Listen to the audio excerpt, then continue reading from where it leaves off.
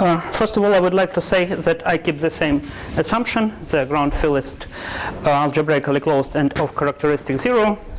Unfortunately, the talk will be completely trivial from the point of view of birational geometry, because all objects will be rational.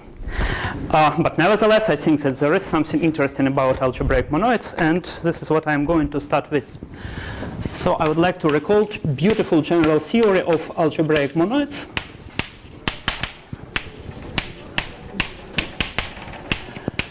We can say that the theory of algebraic group was one of the main very important area in mathematics of previous and current century, and algebraic monoids is somehow a natural generalization of a theory of algebraic group.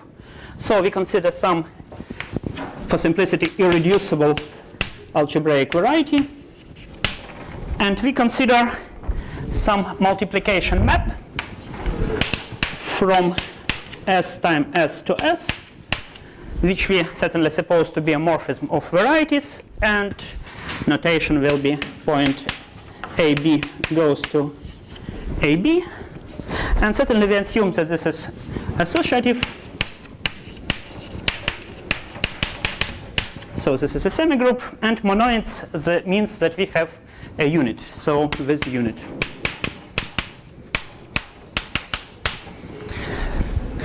Example, which we always may have in mind,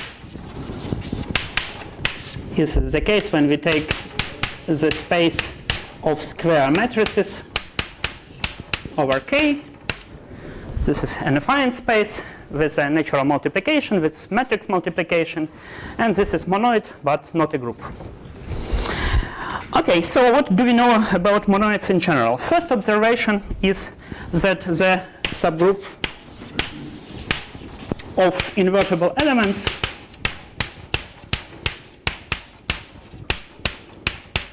which we'll denote by G of S, group of S of invertible element, it sits inside S, and it's not difficult to check that this is open. This is not empty because we assume that there is a unit, and this non-emptiness in fact implies that this is open, and also this has a structure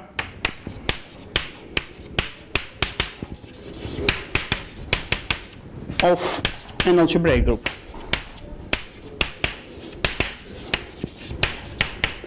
In fact, the multiplication, I mean that the multiplication of my monoid induces a structure of an algebraic group on this open subset. We say that S is affine if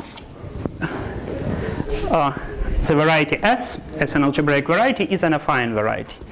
And this is easy to see that the group of invertible elements, this is open subset, so this is some quasi-affine variety, but in fact this is also an affine algebraic group. And inverse implication, whether this is true, that if we have some monoid, some algebraic variety, and we know that our group of invertible elements is an affine algebraic group, is it true that S is affine itself? On the first glance, this is not the case, because maybe we can take, I don't know, the group of invertible matrices GL or SL and put it into some projective variety and organize some multiplication on this projective variety which extend multiplication on our group. And in fact, it was a question for some time, but it was answered by Alvaro Ritatore in 07 that the converse implication is also true. So if the group of invertible elements is affine, then the variety S is affine as well. So in this talk I will concentrate on the case of affine varieties. And there is one more possible point of view on affine monoids. Namely, I may consider the direct product of my group of invertible elements with itself, and then it naturally acts on this semigroup by left and right multiplication. Namely, I take a pair of invertible elements and act on an element A just by G1A, G2 inverse. Clearly, such an action admits an open orbit, GS. But with respect to this action, this open orbit is a homogeneous space of my acting group, this direct product, over the subgroup, the stabilizer of some point, and this subgroup will be just the diagonal of my, this is a diagonal.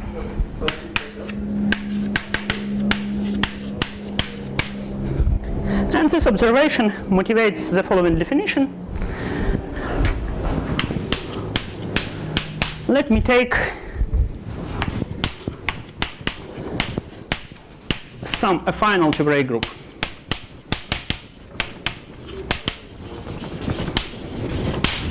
Then I say that by a group embedding,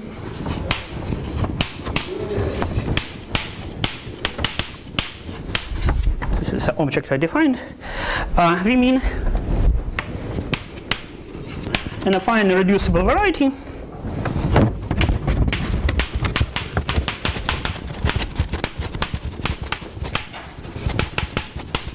S with an open embedding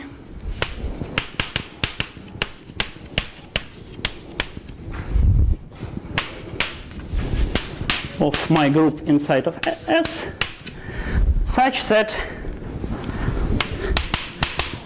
left and right multiplication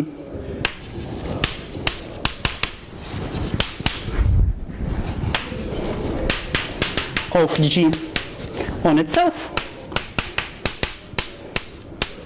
extend to S. So in other words, by a group embedding, I mean an equivariant embedding of such a homogeneous space of a group G into some affine variety. And certainly any affine monoid defines such a group embedding. But what is remarkable is that the converse is true. So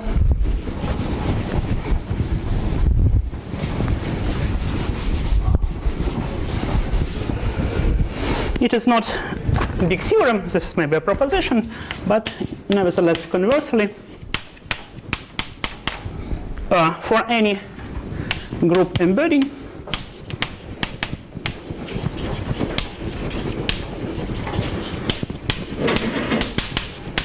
G into some X, there exists a monoid structure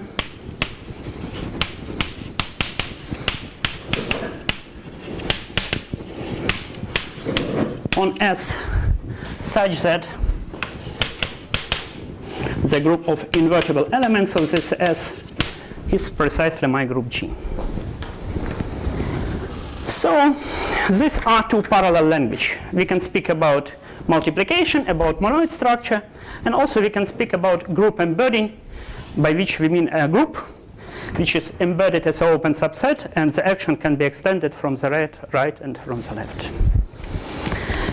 Okay, now problem, which is natural to pose in this context, is given an affine algebraic group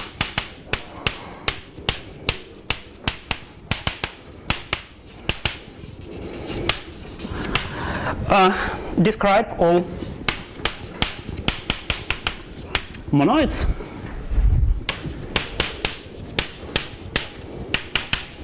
S with G as a group of invertible elements.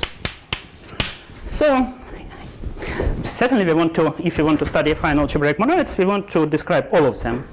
But it's natural, firstly, to fix the group of invertible elements and to try to describe all monoids with a given group of invertible elements.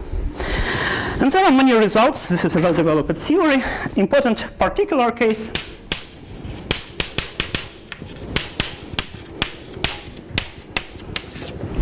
this is the case of reductive monoids.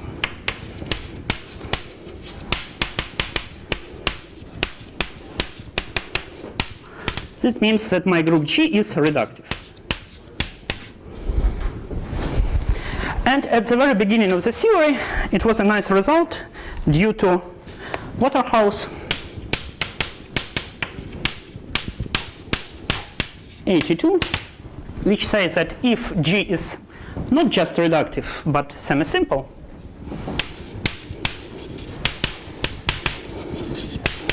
then any affine monoid with such a group of invertible element is trivial. It coincides with G. So, say for group SLN, SON, other simple, semi-simple group, no theory in this case, just trivial monoids. But if we take arbitrary reductive,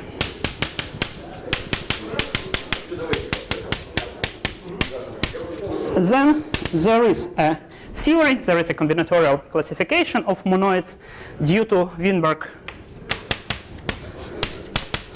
in the case of characteristic 0. This is 95, and this was generalized by Alvaro Ritatore in arbitrary characteristic 98. And example of this theory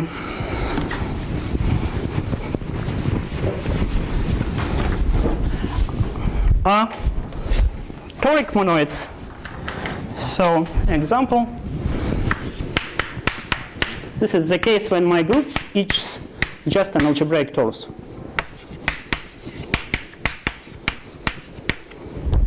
Then, monoids with such a group of invertible elements are nothing but affine toric varieties.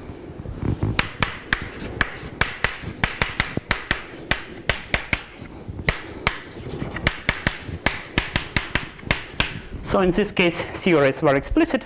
Affine toric varieties are classified by some finitely generated cones, polyhedral cones. And when you start to study theory of affine toric variety, you don't know, this is usually not written in textbook on toric variety, that any affine toric variety admit a multiplication law. So that the multiplication on the open orbit can be extended to the whole affine toric variety. But this is the case. And this is not true for non-affine variety. Because if you take some other toric variety and you will try to extend the multiplication on the open orbit, then by Ritatore theorem it will be impossible. Only in affine case this can be done. Okay, but in this talk I would like to concentrate on commutative monoids.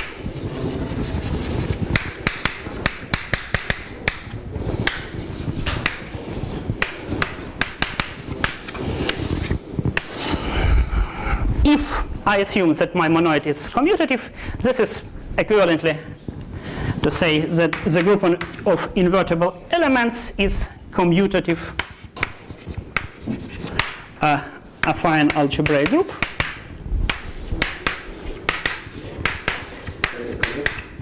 Right, connected. Because I assume that my variety is irreducible. So this group commutative affine algebraic plus connected. Clearly, commutativity of the whole monoid is equivalent to the commutativity of the group of invertible elements, because this is dense.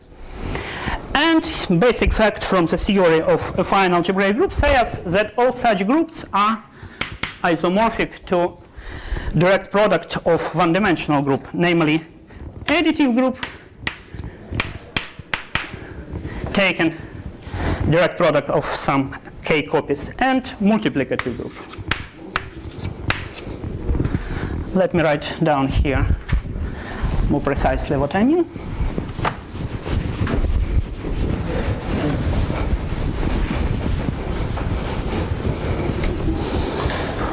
Here, GA is the additive group of my ground field, and GM is a one-dimensional torus. So, multiplicative group of my ground field. Just draw the characteristic 0. Sorry? As in just we just draw the characteristic 0. Yes, I assume certainly from the whole talk that this is the case. characteristic 0. Okay, so this number R, the number of multiplicative copies, it's natural to call it rank of my monoid S, and the number K, complementary number, is a corank. And then K plus R, clearly this is a dimension of my group, or the same as dimension on my monoid S. Okay, so we are still interested in this problem, but in the commutative case. We want to classify all monoids with this group of invertible elements. And in this case, we just need to fix, say, two numbers, R and K. Then we know the dimension, and we are interested in describing all monomials with this group of invertible elements. Let me first consider some extreme cases.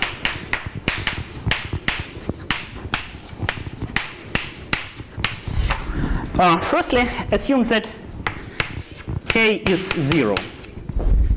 It means that my monoid has full rank. So this is precisely the case of reductive monoids inside of commutative ones. The only connected reductive commutative group is the torus, and in this case again S is nothing but a affine toric variety.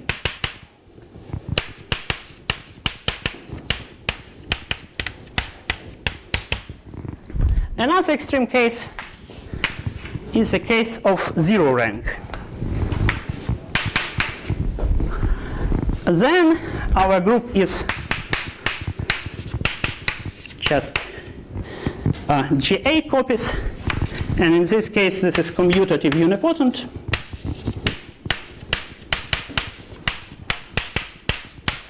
And there is a very basic lemma in the theory of affine algebraic group action, algebraic transformation groups, that if you have some unipotent group, not necessarily commutative, any unipotent group, which acts on an affine variety X,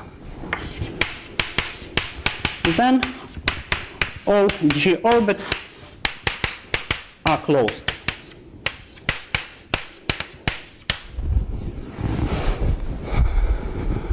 But in our case, in my monoid, we have an open orbit. This is my G, which is GAN, is open in S. But this should be closed by this lemma, and this, if this is simultaneously open and closed, then they do coincide. And we have, again, only trivial monoid. This is a affine space, AN, with a component-wise addition, the group itself. And there is one more case which can be done in any dimension in general. This is the case of,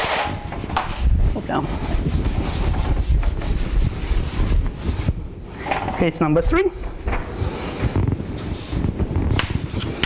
This is the case of corank one. So rank is n minus 1.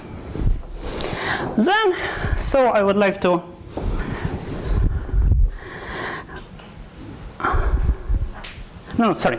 This I will just a moment. I will return to this case in a few minutes. In the case of affine space, for general affine variety without any restriction on S, these are the only cases which I am able to do in general. And to attack our problem, to classify all possible monoid structure in general, what do I have? I have my group GAK times GMR, which acts on my monoid S with an open orbit. Here the group is commutative, so no need to consider left and right action. This is enough to extend just one side action to the whole variety S. And how to deal with such object, how to interpret GA action and GM action. It's well known that the action of R-dimensional torus corresponds to a grading by a lattice, character lattice. So this is lattice gradient by a lattice on the algebra of regular functions on my monoid. And additive group action, one parameter additive group actions correspond to pairwise commuting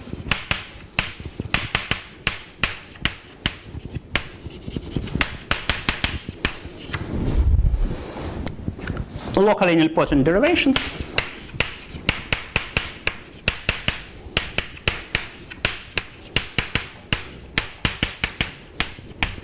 such objects are commonly known as LNDs.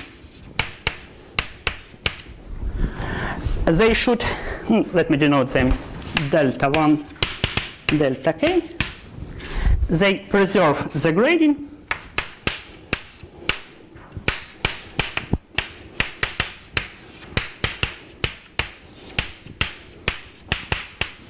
Plus the open orbit condition.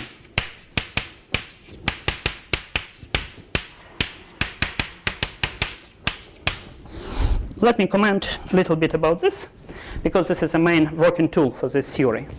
So I want to describe, say, such a structure, such an action with an open orbit on a given variety S. What should I do? I should take the algebra of regular function on this variety and should firstly construct an effective grading by this lattice on this algebra. Secondly, to construct a finite family of pairwise commuting locally nilpotent which should be homogeneous with respect to this grading and should have degree 0. So if they take homogeneous element, then application of any of these LNDs should give homogeneous element of the same degree. And this condition together defined me an action of such group. Grading correspond to the action of the torus. Locally nilpotent derivations give an action of this commutative unipotent group. And this homogeneous of degree 0 condition give me the commuting condition for these two subgroups. It's not true in general that if such a group acts here, then there is an open orbit. So we should take care about open orbit additionally.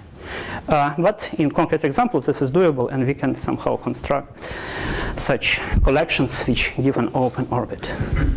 So this is main working tool. And now I would like to formulate one more problem. In fact, a particular case of the previous general one.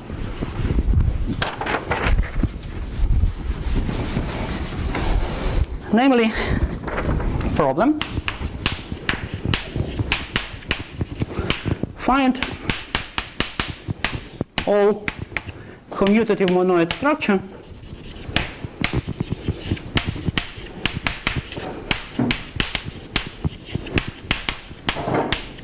on, and now I would like to put some concrete affine variety. Take some affine variety and find all possible commutative multiplication on this variety. And which variety should I try first from the logical point of view? Definitely affine space. So I put an AN. So if you are already lost with all these definitions, let me just start from the very beginning. So what I want? With a fix? Zero.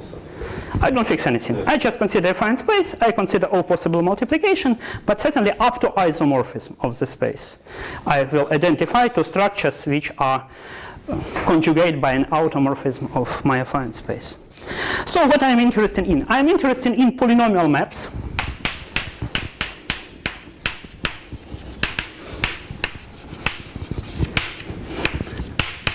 AN times AN to AN. Such maps are given by a collection of n polynomials in to n variables. And these maps should be which are Firstly, associative. This is some non-trivial condition on these polynomials. Secondly, commutative.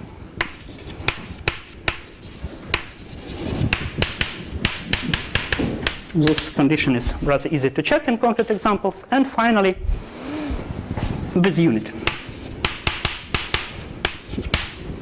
And there is a hope that such a problem should lead to some interesting collection of polynomials, some natural polynomials. So this is what I'm going to speak about. And now I come to, again, to my extreme cases. But can I ask a question about non-extreme cases? So just what the left in general, so other examples where, so of course there are examples of such actions when a variety just splits into something where GA to the K acts and something where the torus acts. And you take, say an affine toric variety times weight. Are there like more? This will be given here, because what I am going to do, I am going to find such structures, such action with an open orbit on affine spaces. And if what you are saying is true, then, okay, I will comment just a bit. Is it true that in general, suppose if you have a variety with the action of that group, maybe can you take some, say, quotient? Right? I can take quotient. But this quotient can be a point. Say this torus can be one-dimensional. It acts on the affine space by a scalar multiplication. And the quotient is just a point, so it's not a reduction which you want. The problem is non-trivial, and we will see in a moment how it happens for affine spaces. Okay, so case number one, this is the case of full crank. So we know that it comes from a toric variety, and I claim that my polynomial operation in this case is just pairwise multiplication. Why it's true? Because it's known that structure of a toric variety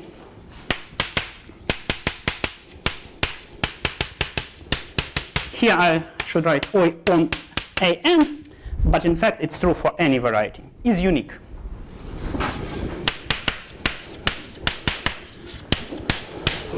This is a non-trivial theorem which says you that if you have precise statement is the following. You have some algebraic variety.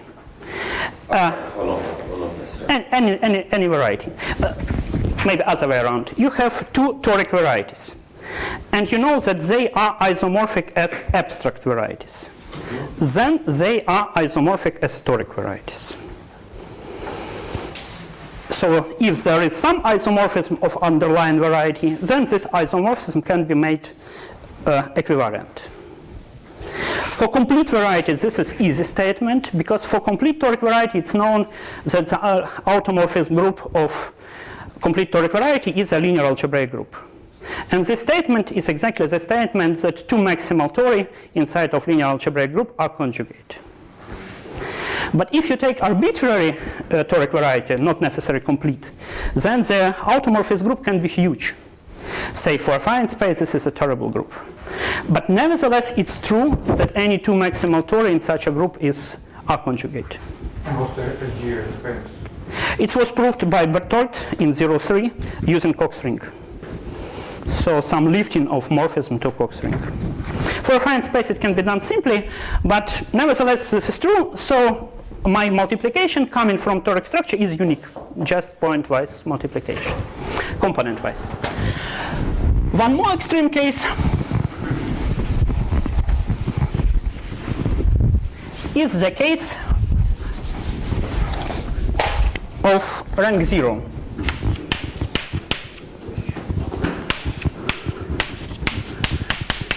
In this case, we already discussed that our operation is just the group law on the additive group, so just component-wise addition. So again, nothing interesting. So what should we expect in general?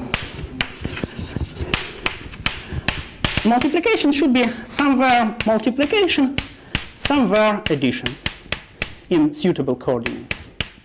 and something like this. This is maybe what Kostya suggests, that it could be split into direct product. Fortunately or unfortunately, this is not the case. So I would come to particular case 3, which we are able to prove in arbitrary dimension, but only for affine spaces. So this is the case for co-rank 1, so rank equal n minus 1. In this case, the multiplication law in general, so all multiplication law in suitable coordinate system look like this. This is n minus 1 component-wise multiplication, as was predicted by this conjecture. But on the last component, we may have more complicated things. Namely, we may have the following. This is the last coordinate. x1 power b1 and so on, xn minus 1 power bn minus 1 times the last coordinates plus, and our rule should be commutative, so it's the symmetric expression.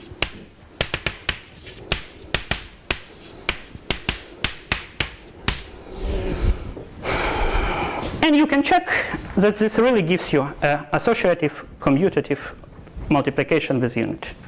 And this is somehow non-trivial. So it means that you have some kind of vibration which agrees with the structure? Yes, we do. So we can take a quotient in this case. So yes, quotients help. Nothing against quotients, so I am a big fan of quotients. But the reduction is non-trivial, so this is not a direct product. And you have family. No. So this my bi, they are non-negative, and we can order them in such a way. And for different collections, you have different multiplication, or not? Right? Yeah, we can prove that different parameters define non-isomorphic monoids. So the statement is that this gives us all possible multiplication of co-rank 1, and all of them are different with different parameters. Say if you take all these exponents equal 0, then you will have just a naive one addition on the last component. Okay? And I can say just how we prove it. It follows from our previous paper.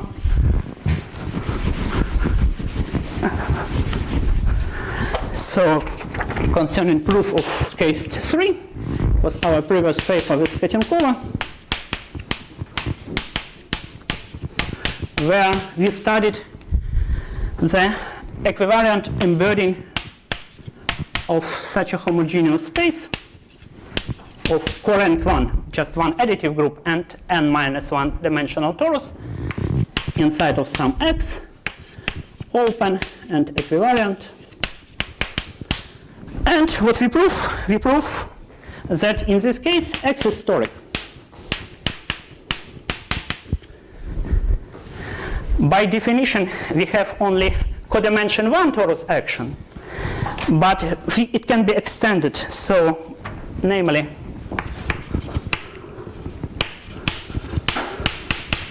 my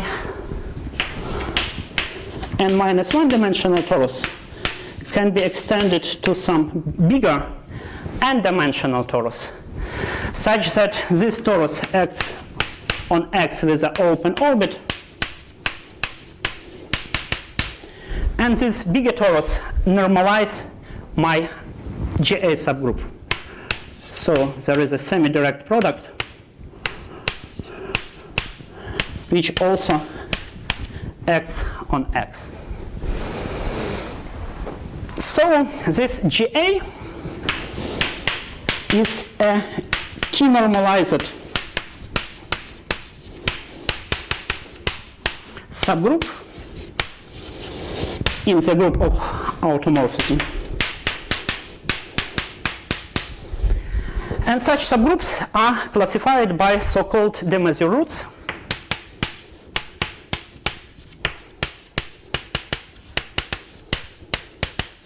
In the first work on toric variety by de Mazur, this is 70, and de Mazur classified such subgroups for complete toric varieties in combinatorial terms, in the terms of the fan corresponding to X. But such description can be extended to any variety, not necessarily complete. And such subgroups are given by some characters of my torus, and this time this character will be b1, so on bn minus 1, and one coordinate is minus 1, up to renumbering. And these numbers are precisely these exponents here. So if I know such an action, then I can extend my action on the opal orbit to the whole variety, write down the corresponding multiplication and coordinates, and this is what I will obtain. Okay, but unfortunately this is the only cases. How do you prove that these different collections and different equations? We find some. How do we prove it? Yeah. We find some difference. Say we should distinguish them for different. This is our joint paper with Yulia. Yulia, do you remember how do we prove here? We compute some stabilizers outside of the open orbit. We consider the complement to the open orbit and restrict our action to this complement. And then find some specific point and compute their stabilizers. They are defined uniquely by monoid structure. On the open orbit, certainly all stabilizers are trivial. But looking at the stabilizers outside of the open orbit, we can distinguish, we express these numbers in terms of orders of the stabilizers. So something like this. Okay, so what else? Let me remark that these three general cases, corollary,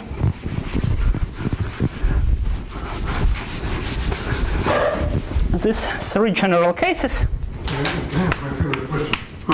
Does this 2015 results imply something about the quotient? Which one? I mean that result, but so here you have an arbitrary variety, not necessarily a affine space, right? So does it imply that in the arbitrary case you can take a quotient by gm to the power n minus 1? Here the quotient is not interesting because this is a condimension 1 torus. So there can be just two possibilities, either point or a curve. Yeah, but the curve is fine. So in that case you also have a curve? Right, so but certainly you can look. This is the following question. Take a toric variety. Take some de Mazur root, some GA subgroup. What is this condimension 1 torus? This is precisely the centralizer of this GA inside of the big torus. So your question is the following. Can you find inside of with respect to big torus such a root subgroup that its centralizer have a one-dimensional torus or have a point torus? Well, both cases are possible for concrete varieties. But can you always find such a torus that the point is one-dimensional?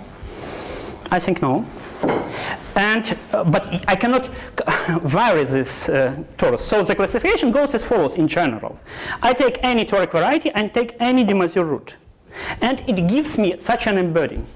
I just should take this de Mazur subgroup and its centralizer inside of the acting torus. So this is prescribed by de Mazur root. If the quotient is point, then I'm sorry, quotient is point. So it means that in general, of course, everything there on the left is given by precise formulas, but just to visualize it geometrically, you have some vibration such that the group structure, monoid structure agrees with this vibration.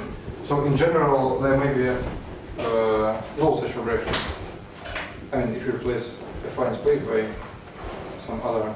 Yes, I will consider the case of rank 1 on affine 3 space, and there the quotient will be a point. So we will see. Okay, so corollary.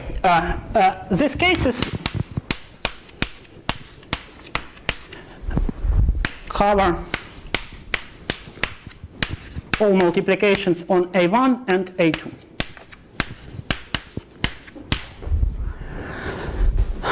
Because for, say, for two-dimensional affine space, we can have action of of rank 0, 1, and 2. And all of them are covered by these general cases. So now the first interesting case is the case of three-dimensional affine space.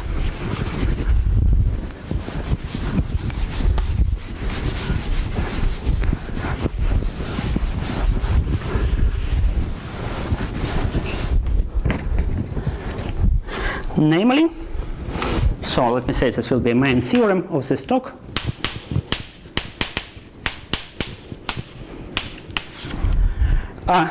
The case of A3. So all commutative monoid structure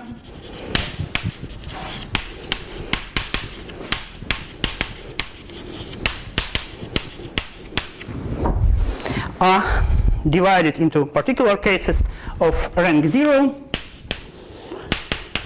This is pointwise addition. I will not write it down, so we already know this. Rank 1 is the most interesting case. And it turns out that there will be two cases of rank 1. And I like these formulas very much, but maybe for the audience it will be boring when I will write down them longly. So my idea was to write them in advance on the blackboard. I don't know whether this is visible or not. But there are two possibilities for monoid structure of rank 1. Namely this one. On the first component I have multiplication, because this is rank 1. And on the other two components I have similar formulas, x1 power b y2 plus y1 power b x2. And similar formula for the third coordinates. This is equation of this type. And it's not so surprising when we believe in this formula that something like this we should have here. But, and Kostya, I claim that here the one-dimensional torus acts with only one closed orbit. But you have, I mean, just on the first coordinate, everything depends on the first coordinates, isn't it? No, but this is here my torus acts by multiplication. Here I have scalar action. And here I also have actions with positive weights. So my action is somehow attracting to 0. Yes. So in this case the quotient is trivial, so no reduction. But what is also a surprise here, I have another monoid structure. Exactly the same formulas, but for the third coordinates I can add to this expression some polynomials. This polynomials is beautiful, but it was no chance to write it down here. So let me write it here. QBC. This is polynomial in 4 variables. In my case, this is x1, y1, x2, and y2. And it depends on two integer parameters, b and c. And this is the sum over k from k equal 1 to d, binomial coefficient d plus 1 k, and now terms. I'm sure it will be at the first glance terrible, but I will write, and I will use some non-explained letter, but I will explain them in a moment.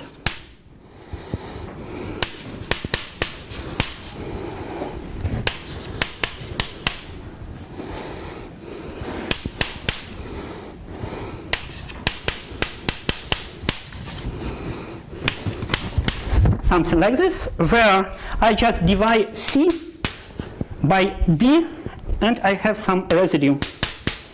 So I have the following expression where E from 0 to B. And I fixed two numbers, B and C, and I defined D and E by such a high school equation. And so using these numbers I have this polynomial. One more form to write down this polynomial, I don't know better or not, is like a fraction. So here x1 power b y2 times symmetric power d plus 1 minus, no, maybe it will be so much to write down, some polynomials which can be written explicitly, and in fact we like them very much, but this is not for Blackboard, this is for presentation. But as far as we are doing with pure mathematics, no presentation, I should use Blackboard and no chance for such formulas. So the conclusion is that we have some non-trivial polynomials which appeared in this context and which give me associative commutative multiplication. And I can prove that they are unavoidable. We proved that this and this monoid structure are indeed non-isomorphic, different. Okay? So this gives a complete, and then I have case of rank 2, which is co-rank 1, and which is given by this formula, and rank 3. This is the full rank, just pairwise multiplication. And this is a complete classification of commutative monoid structure on a affine series space. It seems that the first case is just degeneration of the second one, right? You mean this? Certainly, somehow if you put here some coefficients, then for non-zero coefficient you have this case, and for zero coefficient you have this case. This is true, but they are not isomorphic, so these are really different cases.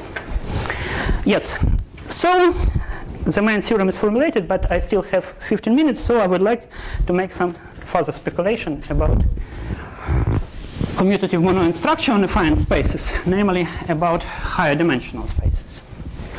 I don't discuss proof, but what we are doing, the most interesting case is the case of rank 1. So we have a grading by group of rank 1 by Z, and we consider a pair of homogeneous of degree 0 commuting locally nilpotent derivation.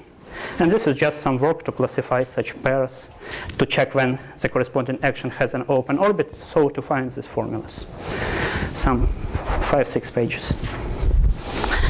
And now we consider two sources of commutative monoids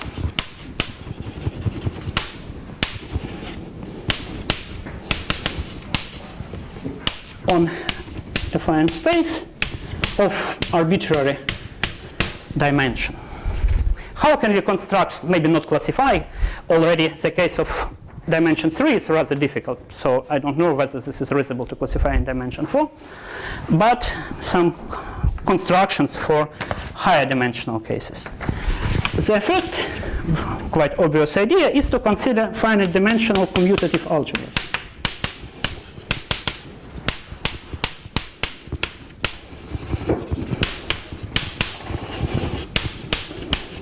It is classically known that if you have an algebra which is commutative, associative, and which is finite dimensional as a vector space, then this is just a sum of local algebras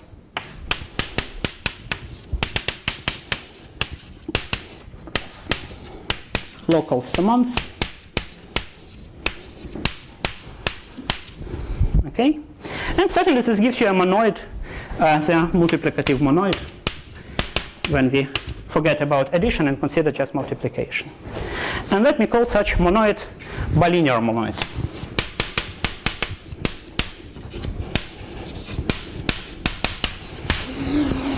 Say we can consider bilinear monoid not only for commutative algebra. In this talk we are interested in commutative monoids, but in general you can consider monoids coming from not commutative algebra.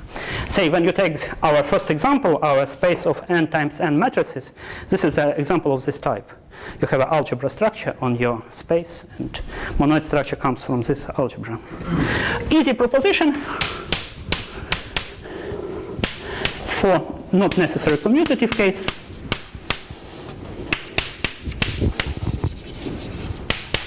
Tell us that a monoid S on AN is bilinear if and only if the action of GS times GS, my group of invertible elements on the left and on the right on AN, is linearizable.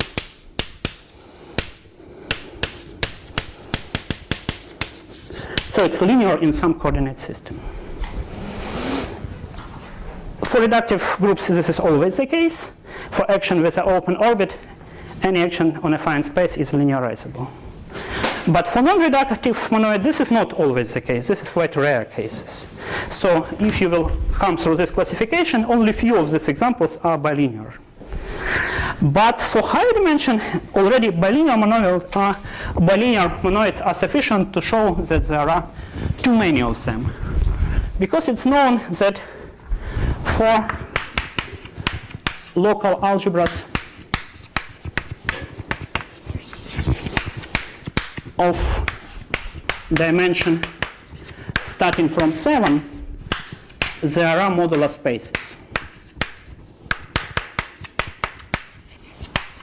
There are varieties of positive dimensions such that their points are in correspondence with different isomorphic classes of local algebras. So it shows that starting from dimension 7, we will have not such a classification with some integer parameters, but we will have at least bilinear monoids with continuous parameters. So many of them. Okay, this was first source of monoid. And second source of monoid will come from so-called additive actions.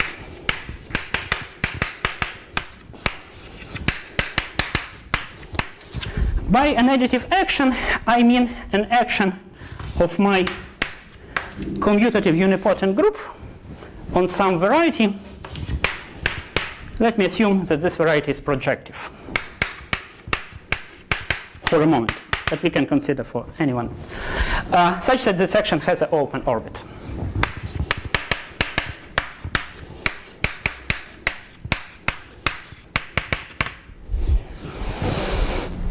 This is interesting problem in its own. When you take a commutative unipotent group, you look for all possible compactification of this group, all possible open embedding inside of complete projective varieties. For a affine case, nothing interesting, because this lemma, which I formulated earlier, shows that only trivial embedding is possible. But for projective embeddings, we can. So assume that we have this. And then, from existence of such an open orbit, we can already conclude that certainly, oh, sorry, let me change notation for k. And then, certainly, the dimension of x will be k, because there is a k-dimensional open orbit. And it's easy to prove that the class group of x will be freely generated by components of the complement of this open orbit. So it will be a free group, lattice of some rank R. And now,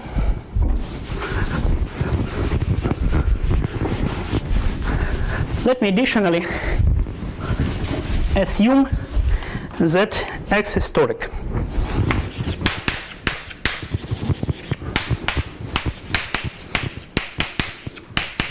Then I can consider a remarkable invariant of this variety, so-called Cox ring, which in general is the sum over all classes of some subspaces inside of the field of rational functions. And it's known that for toric variety, the Cox, this is inside of me, no? No, this is inside of you. It's nice. Organize our responsibles. So for toric variety, the Cox ring is just a polynomial ring with some variables, and I denote variables by C1, Zn. This time n will be precisely k plus r. And any action on a variety can be lifted to an action on the Cox ring, and the spectrum of the Cox ring will be affine space, since the Cox ring is a polynomial ring. So I can lift this action to the spectrum of the Cox ring, and the Cox ring is a graded ring, so it carries such a grading, it gives me an action of r-dimensional torus. And this lifting will preserve this grading, so I will obtain g a chi times gmr on affine space with an open orbit. So it gives me commutative monoid structure.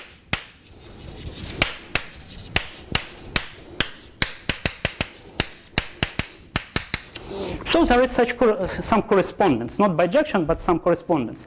At least any action of this form gives me some monoid structure on Cox ring on a affine space. How can we apply this observation? So just 5 minutes, very briefly. Application.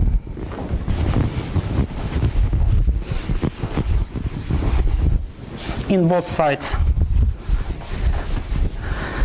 So we can use our main theorem to prove that there exist precisely two additive actions on weighted projective spaces. The first weight should be 1, otherwise there is no such action. And two other weights are arbitrary. Oops, certainly starting from 1. Any such weighted projective plane carries precisely two different additive actions. Another application in opposite direction. It was proved by Hassett-Chinkel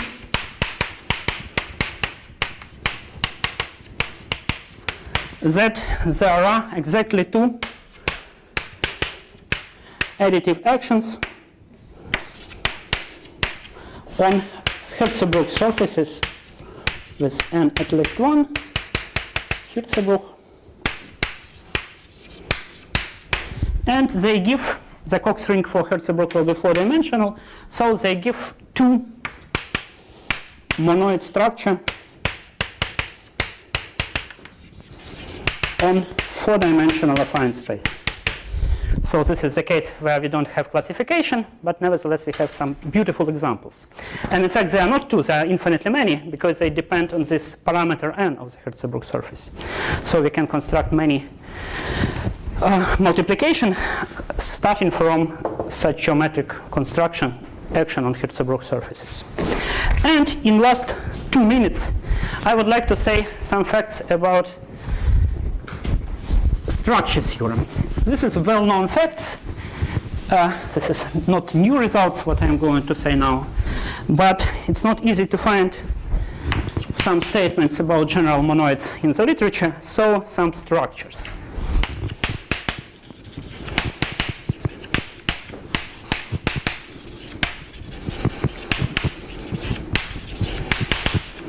Firstly, I claim that every GS orbit on my commutative monoid contains at most one idempotent.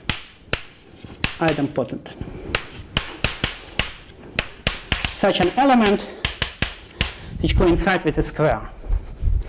Elementary exercise, you can do it, that any orbit of invertible element either no idempotent or just one.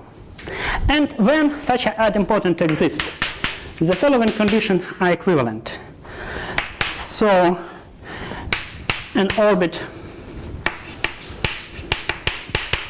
in S contains such an idempotent if and only if we restrict my multiplication law on the monoid to this orbit, then the image should intersect this orbit. And third equivalent condition says that, in fact, here we have equality, and this multiplications gives a group law.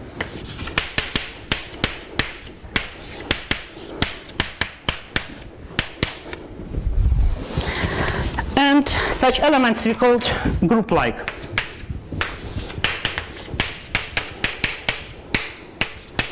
Elements from such orbits, since they belong to some subgroup inside of my monoid, I would like to call them group-like. And just to finish, the following fact is that for any element of my monoid, there exists an exponent m such that a power m is group-like. This is a manifestation of much more general statement for algebraic semigroup, which is called strong pi regularity.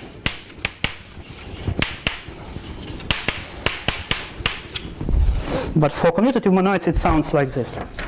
And just to say that in the case of affine space, the number of idempotents is finite.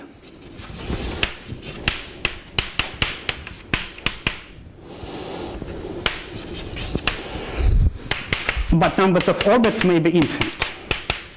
And this is at least 2 power r. And this is precisely 2 power r when the rank of my monoid is less or equal to. But we don't know whether this is true in general. I think in general we can have, for r equals 3, maybe we can have more idempotents, but we cannot prove it. And the last observation is the case when I consider the affine space and rank is equal to 1. And in this case, we claim that any element is either invertible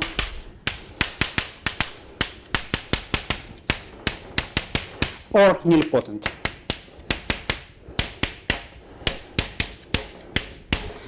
The bilinear version of this rank 1 case, this is exactly the case of local algebra.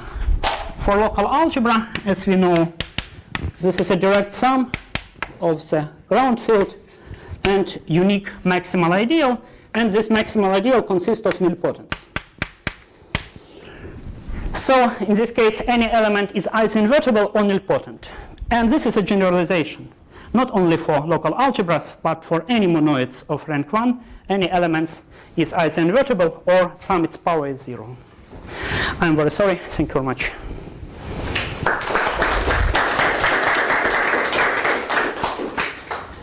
Thank you very much. Other questions? Maybe a stupid question. You considered affine situation. Suppose, for example, we consider projective monoids. Is it something? We have a many years discussion. What is more important, projective geometry or affine geometry? And this is a very nice point to continue this discussion, because this is an example of situation when affine case is interesting, deep, essential, just because we have a big collection of affine algebraic groups, and so we can study their embedding. And as I told in the beginning, starting from affine algebraic groups by Toric theorem, we can get only affine monoids, no chance to get, say, projective monoids. Theoretically, projective monoids exist. Say if you take elliptic curve. This is an algebraic group, so in particular algebraic monoids. And there is a series of paper, for example, by Michel Brion, who studied this mixed case. Any algebraic group can be split into affine part and complete part. And some theory is available. But in my understanding, the affine case is the most interesting one, because here we deal with... In this case, is there figuration with respect to the... is there a kind of portion with respect to the affine part? I'm very sorry, I didn't study it. There are even survey paper by Brion. It's quite easy to read, but not yet, I don't know. So boil down to this part and in some sense, but I'm not ready for this discussion. Now, no other questions? Only Peter.